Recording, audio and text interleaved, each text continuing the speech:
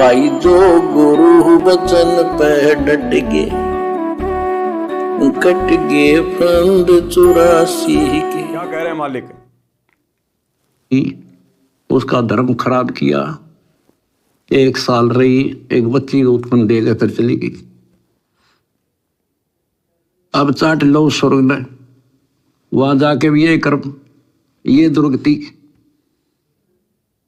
एक बार मार्कंडेय ऋषि तपस्या कर रहे थे, इंद्र ने देखा, अपनी पत्नी को भेज दिया उस गंदे कर्म के लिए। बच्चों, सारी हिस्ट्री समझ लो इस गंदे लोग की, तब नफरत बनेगी यहां से, तब नफरत बढ़ेगी। कहां मरे जाके भक्ति कर ली, स्वर्ग चला गया, फिर दुर्गति, और फिर वापस ये अरहट का कुआ लोही जागल बंदा है सब कोई, कीड़ी कुंजर और अवतारा, अरहट डोर बंधे कई बार। ये चतुर्भुजी भगवान कहाँ है? अरहट डोर बंदे सभा। पहले तो ये बात बच्चों अच्छी ना लगे थी, पर अभी तक घीसा गल्ला तो कैसो साची।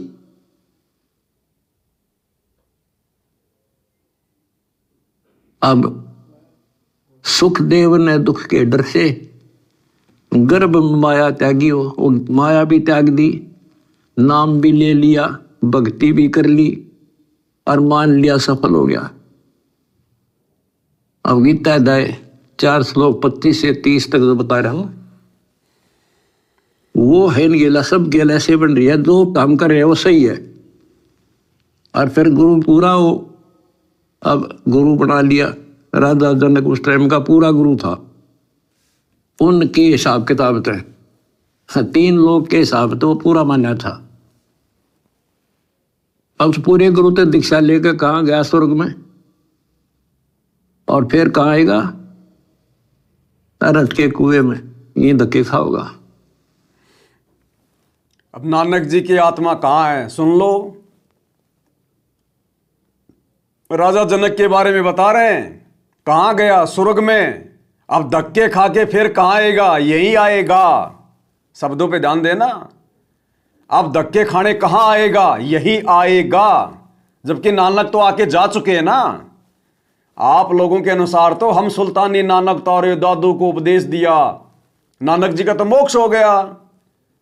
गुरुजी क्या कह रहे हैं? अब कहां जाएगा? यही आएगा धक्के खाने। के हिसाब किताब थे, 3 लोग के हिसाब तो वो पूरा माना था।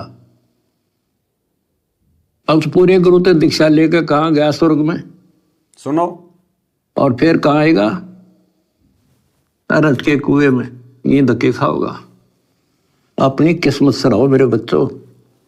आप और हम उस नानक से भी असंख्य गुणा उत्तम आत्मा है परमात्मा की।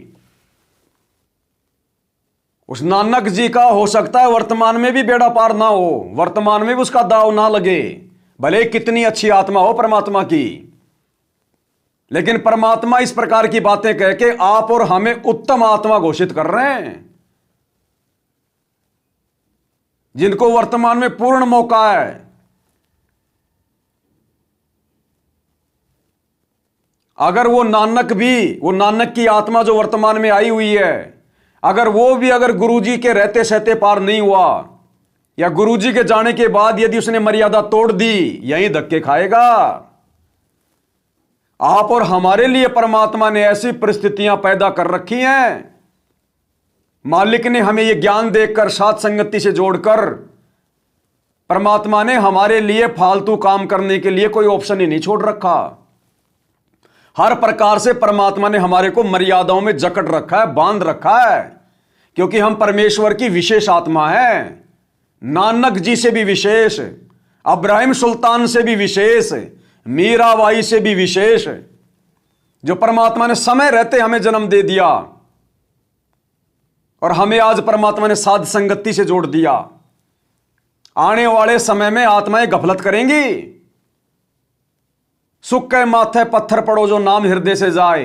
आने वाले समय में ये जितनी भी आत्माएं जो परमात्मा नाम गिना रहे हैं, ये आएंगी, और जब वो आत्मा आएंगी, उनके मां बाप तो इतने सुखी होंगे, भक्तों के परिवार आने वाले समय में इतने सुखी हो जाएंगे, और सुख में फिर भगवान फिर उस भाव से याद नहीं किया जाता जिस भाव से अभाव में याद आता है।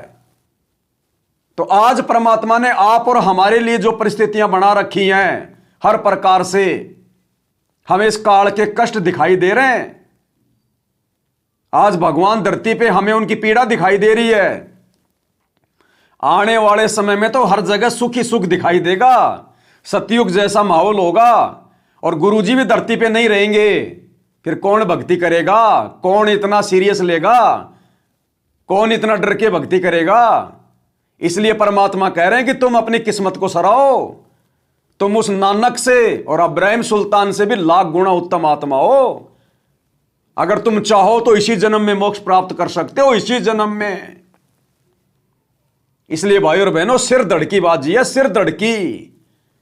किसी भगत को देख के नहीं चलना, गुरुजी के परिवार को देख के नहीं चलना, किसी कोऑर्डिनेटर को देख के नहीं चलना, कोई लोक लाज नहीं करनी, कोई शर्मा शर्मी नहीं करनी।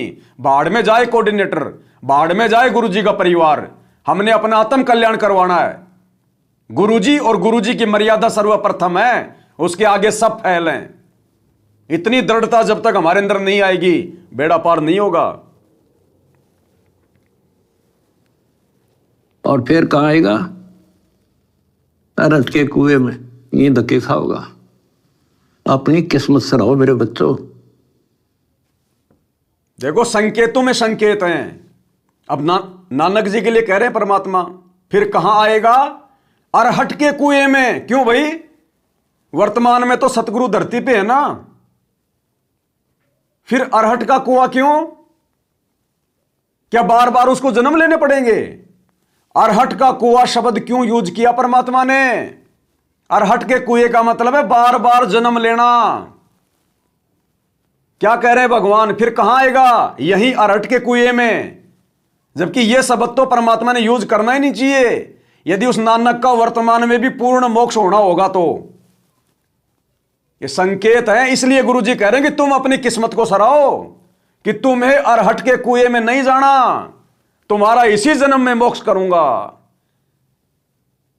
इसलिए हमने भाई और बहनों लोकलाज नहीं करनी बिल्कुल भी। मर्यादाओं के लिए लड़ जाना, भिड़ जाना, ज्ञान आधार से, प्रेम से, लेकिन झुकेंगे नहीं। क्या कह रहे हैं मालिक? देख लो नानक जी के बारे में। अब कहां जाएगा? यही आएगा अरहट के कुएं में। जबकि धरती पे सतगुरु हैं, मोक्ष का प्राइम टाइम है, फिर अरहट का कुआं क्यों?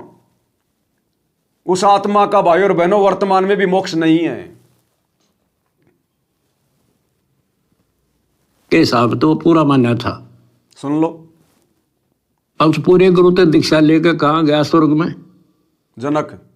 और फिर कहां आएगा? अरहट के कुएं में। अरहट ये के धक्के कुएं खाओगा। में। यही धक्के खावेगा। अपनी किस्मत सराहो मेरे बच्चे।